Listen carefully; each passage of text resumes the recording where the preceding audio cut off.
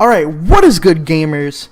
It's Awoketh, and today is going to be a long one. You know, it's going to be our double upload.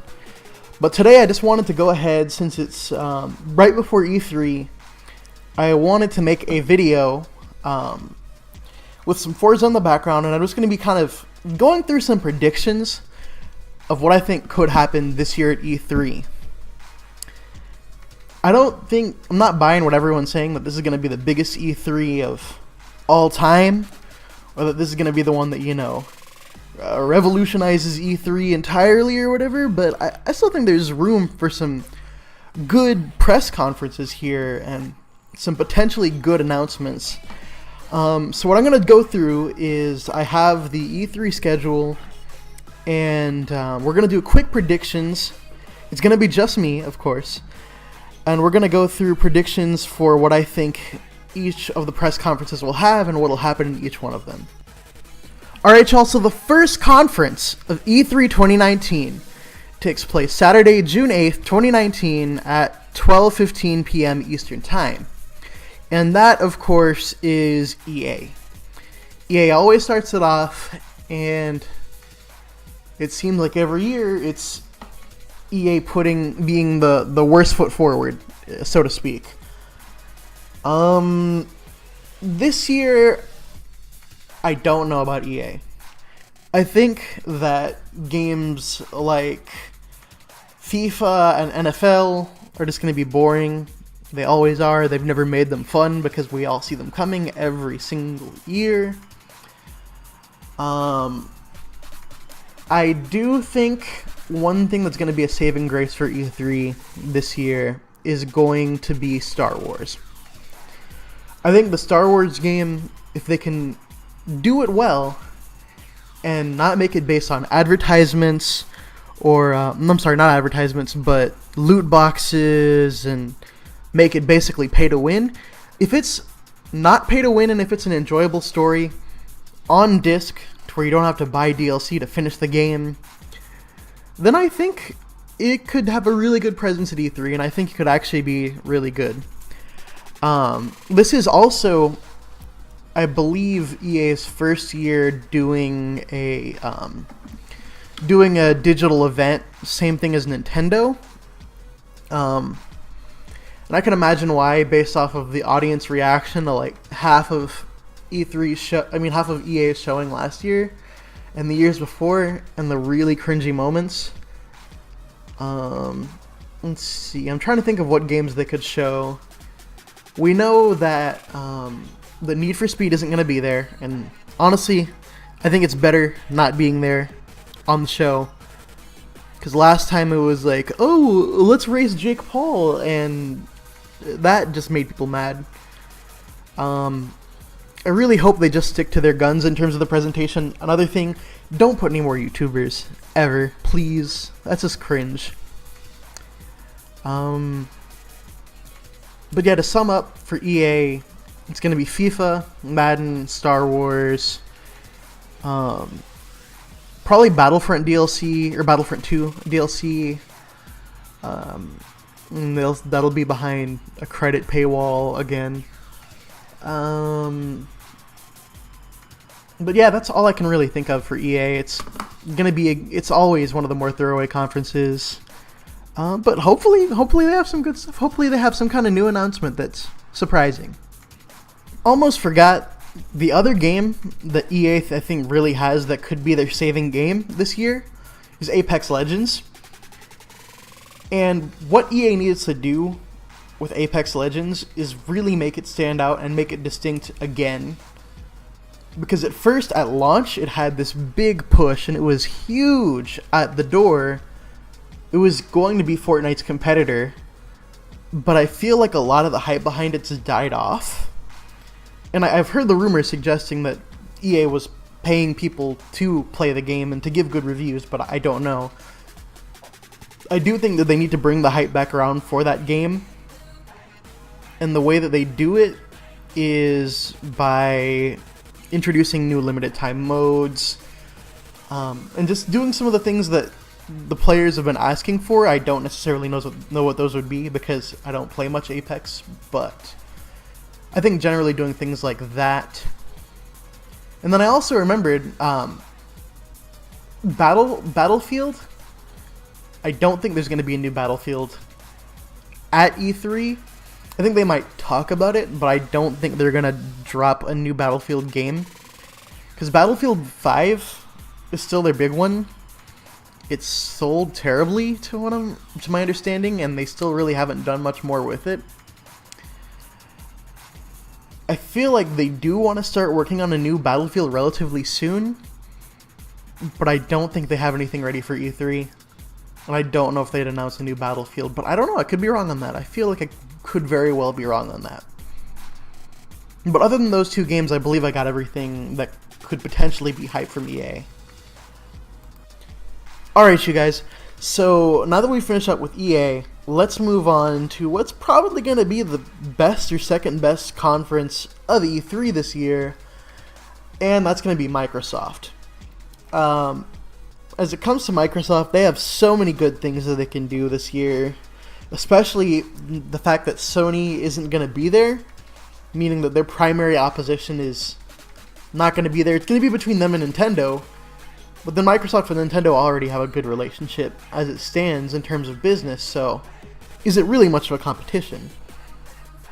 Microsoft has, they said something about like 30 games or so. Like, they have tons and tons of games. They have Ori, they have that new Battletoads, Rareware's probably up to something.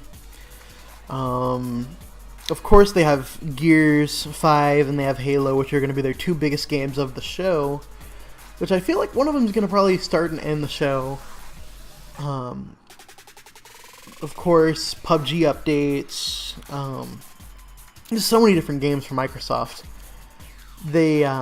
I've heard rumors potentially, and a lot of people have been talking about some kind of Banjo revival at E3. And I hope it happens at the Microsoft conference, because if it happened at the Microsoft conference, you'd get the crowd reaction. And you would have a crowd full of gamers losing their minds over a new Banjo sequel. Of course, everyone's been talking about it as it comes to next gen. And the question is, will Microsoft show off some of the next gen stuff at E3? The same way that Sony kind of started talking about the PlayStation 5 at some meeting, and they were just like, look at the tech specs. I think at the end of the conference, Microsoft could potentially tease the new Xbox or whatever the next console is. I think xCloud is going to be something that they're going to keep throwing on throughout the conference. I don't think that's going to be something that they only spend for one time. I think it's going to be like the Play Anywhere, where they say, oh, look at this game, it's also coming to xCloud. I do think they're going to make it a big deal. If it's ready for them to talk about, I think they're going to make it as big a deal as they can. Especially because Stadia was so confusing. And I actually might even make a video about just how confusing Stadia is. I feel like Microsoft knows that it's prime time to come in, not only with big games like Halo, Gears of War, all of those games, but then to just say, oh, and look, we have a non-confusing streaming platform, and we have a streaming platform that makes sense. So, definitely for sure, even if they don't do next gen, Microsoft still is going to be one of the best conferences. I almost forgot they have new Forza. That's probably going to come out for Motorsport 8, I think. Yeah, it should be Motorsport 8. I think in terms of what Rare could be doing, they're either working on a new Banjo, or they're probably doing something mundane like another Connect Sports or another Sea of Thieves. Hopefully not Connect Sports, because no one has a Connect anymore. But yeah, really looking forward to Xbox's conference. No matter what they do, they're going to be second best of the entire show, and cannot wait to see Microsoft and just see what they do with all these different companies that they've acquired as of late, and see how they add to the Xbox brand, and also how they work with other companies like Nintendo, especially with that whole rumor of the Banjo. I feel like Banjo would need to come to a Nintendo console just to say, oh look, we remember the old days. But yeah, Microsoft is going to dominate E3 this year. Without Sony, hands down, second best conference. I wish it wasn't so early. I mean, I wish it wasn't so early in the E3 week, so that, you know, we could have something to be hyped for between that Monday and Tuesday. But yeah, Microsoft is going to dominate E3. Alright, y'all. So we're talking about Microsoft still. And I think I'm developing a habit of forgetting the biggest games. Because how could I possibly forget Cyberpunk 2077? I forgot that showed up at the very end of Microsoft's E3 presentation. And that basically won their entire press conference. That was like the best thing. That full trailer. And the developers already said that it's going to be here at E3 this year, and this is going to be the defining moment for it. So I believe it's going to show up at the Xbox conference, and I hope it has a release date. If it has a release date, that's going to be insane. And if it's 2019, I feel like the entire world will lose their collective mind. But I think it's going to be 2020, 2020 or 2021.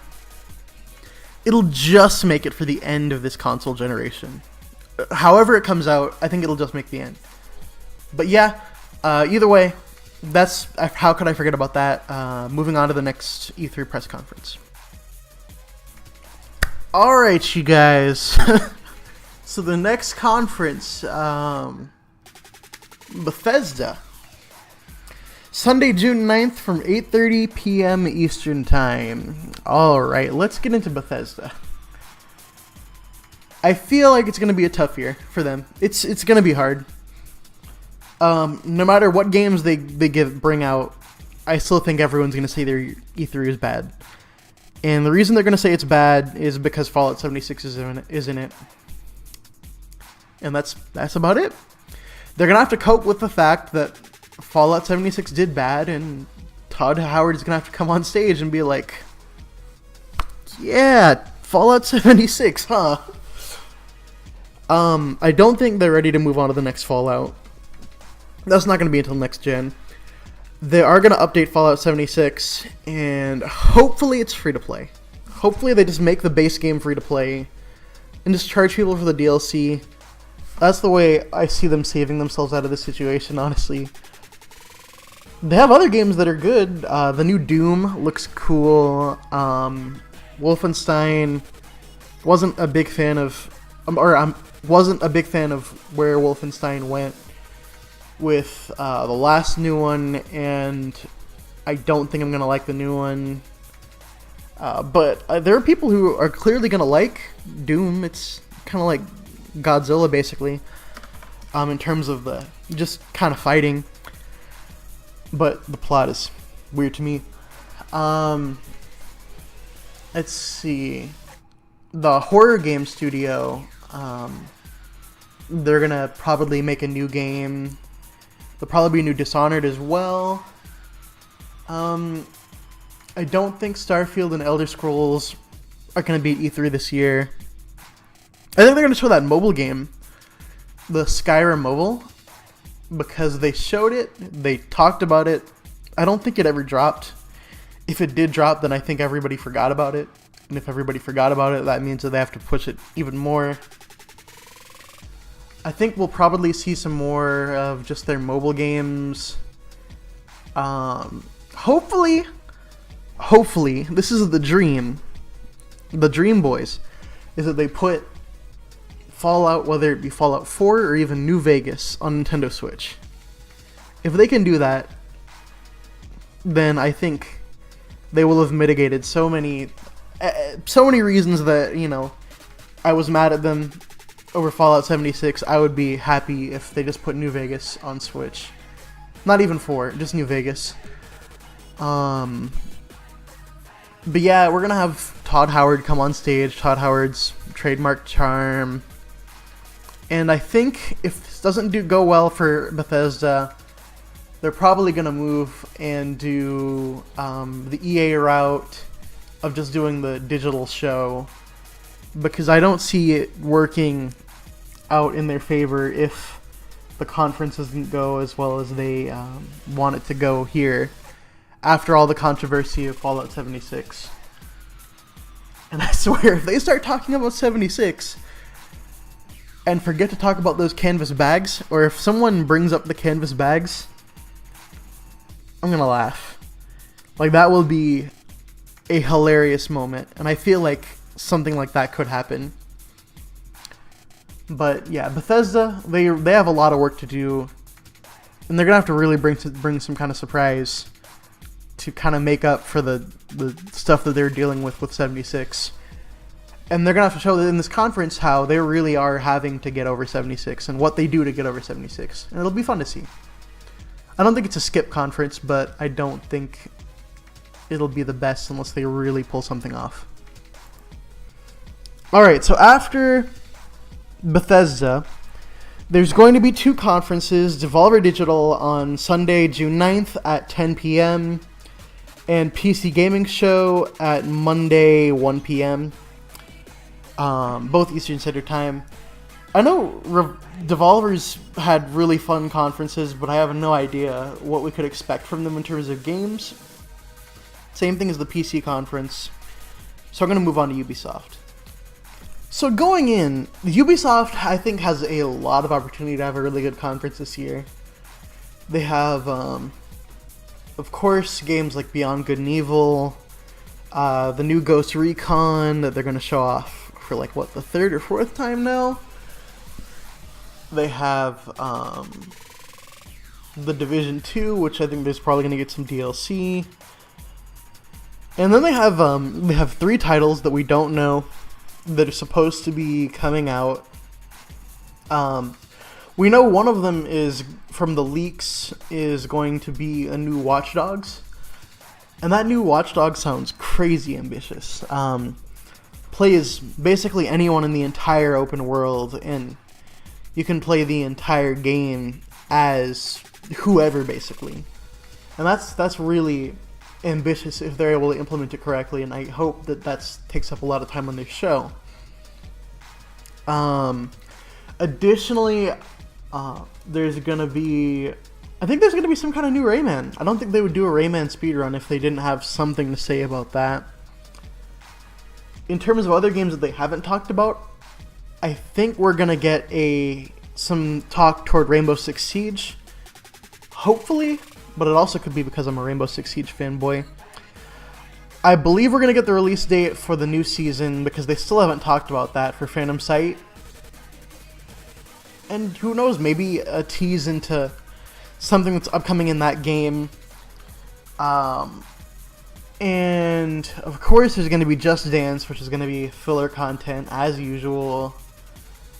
But Ubisoft is going to be pretty good, if they can have a moment like they did last year, or it might have been last year, might have been the year before, but with the Mario and Rabbids, just a big crossover game like that no one really saw coming, or that no one really expected to be real, and just have a show-stopping moment like that. If they could hit that same note again this year, then I think Ubisoft would really, really be a killer show. I don't think they have anything quite like that, but I do believe that what they do have, the new Watch Dogs, if there's a Rayman reboot, I think it's going to be a good show for Ubisoft. It could potentially be one of their best shows. Alright, so the next conference, and the next to last conference of E3 week, is going to be Square Enix on Monday, June 10th at 9 p.m. after the same day as Ubisoft. I think Square could have a really good conference. I think their conference is going to be, however it goes, it's either going to be third or fourth. It's going to be between Ubisoft and Square to see which one of them has the better show to be third. Honestly, in my opinion. And first and second is hands down going to be between Microsoft and Nintendo. But Square, they have Final Fantasy VII Remake, which I think everyone's forgetting that game's supposed to be episodic. So I think we're going to get Episode 1's release date. And I hope it's the same amount of data roughly, or the same amount of content roughly as was in Disc 1 of Final Fantasy VII, because I think that would be a cool nod if each one of the episodes were just different discs in the original PS1 version. We're going to get Final Fantasy VII. I hope we get Kingdom Hearts 3 DLC. And I hope it's whatever is being alluded to in the final scene or the post-credit scenes of that game. I really hope we don't have to wait like years for another Kingdom Hearts related news or game or whatever. Of course, everyone's been talking about it. The Avengers project. That's going to be a key selling point. I've seen places that said it's going to be their Destiny 2. It's going to be their huge game that will get people watching Square Enix. And I hope it's good. I really hope that it's just a good time playing as Avengers characters. I hope you can do characters that are like in the Fox agreement, that it's not just specific Avengers, like what they did with Marvel vs. Capcom and how that game got ruined by that. I hope it's a good old fun time just playing as your favorite Avengers in a hopefully not always online world. Please make it single player and put online elements in if you want, but make it single player, please. Other than that, I hope they don't put weird games in like The Quiet Man. Just keep it to games that people like. Dragon Quest, that's another one. Dragon Quest 11. I feel like we've seen that game so many times, but I think it's out, but DLC I guess would be another thing there.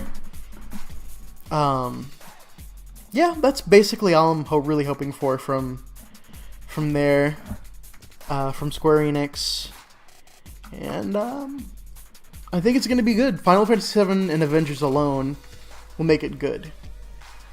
All it needs is this, for the Avengers project to be good, for Final Fantasy VII Remake to hopefully get a release date, and then I think Square will have one of the best conferences in the entire week of E3, hands down. Just those two games will make it. Alright, y'all, so they're going to save the best for the last. The Nintendo Direct for E3 will be Tuesday, June 11th at 12 p.m. at high noon. And I think Nintendo will be the best conference of E3. And here's why. So, we're going to get a Smash character. Now the question is whether we're going to get one character or two characters. And quite frankly, a lot of people believe two because they should have, because the hype cycle for a Smash character, as it is based off of Joker, it would have been a character that would have come out right around now. So what they're probably going to do is they're going to have one character that they'll either do at the Invitational, or they'll do at the start of the E3 conference, or the E3 Direct, I'm sorry, where they say, this character comes out immediately after the conference, and then they'll have another character that will be at the end of the Direct that they'll say, this is the next character. Expect him coming soon, but that'll be the hype character that'll get everybody turned up the same way that Joker did, but on a whole new level. Of course, if you've been following the leaks, we all know that second character is very likely to be Banjo from Banjo-Kazooie. There have been prominent leakers who've gone around saying that Banjo and Kazooie will be a playable character in Super Smash Bros. And that'll be their big selling point, that'll be their big Microsoft collaboration, and that'll be the extent of them working out working together the way they have, whether it be through Minecraft or through Cuphead. It's all been working, I think, to get Banjo into Smash Bros. But that's enough on, that's 2 minutes on Smash Bros, golly. Let's talk about some of the other games Nintendo will bring to the conference. There's going to be Pokemon, of course. They're going to probably show that more at the Treehouse than talk about that during the Direct, but they could talk about it. Luigi's Mansion 3, we're going to get a release date for that most likely. Link's Awakening, release date, probably. More gameplay, and I think they're going to try and tell us about how it's more of a reimagining and then a remake. Because I saw somewhere that it's not necessarily a remake, but it's a reimagining. And that was, it seemed like a one-to-one remake when they first showed it off. Astral Chain, they're going to show something from there. They could potentially talk Metroid. And they could maybe reveal the Metroid Prime trilogy, if that's a thing that still exists. Because people have leaked it 4 or 5 times now, and those leaks have all been incorrect. So we don't know if it's really a thing or not. I want to hope it's a thing. Of course, Animal Crossing. Animal Crossing will either get a release date or it will get delayed to 2020, like midway through 2020. But I think it's probably going to get a release date. And let me see if I'm missing anything here. But I believe... Oh, of course, third parties. Fire Emblem, right? Fire Emblem will be coming out right around then. So they'll show some more of that. And then tell us a little bit more about why we should get that game. Especially because it comes up a few weeks basically after E3. Mario Maker 2. They're going to have the whole invitational for that. I don't think they're going to spend that much time on it. But it'll be fun to see. They might show off one more game style, because it seems like they have more spaces for more styles than just Mario 3D World. So they'll probably have another game style or two that they'll show off at E3. I see Splatoon 2. Potentially, I think we could get DLC for it. Another expansion pack would probably be what they'd do. But I don't know why. I feel like they should start working on Splatoon 3.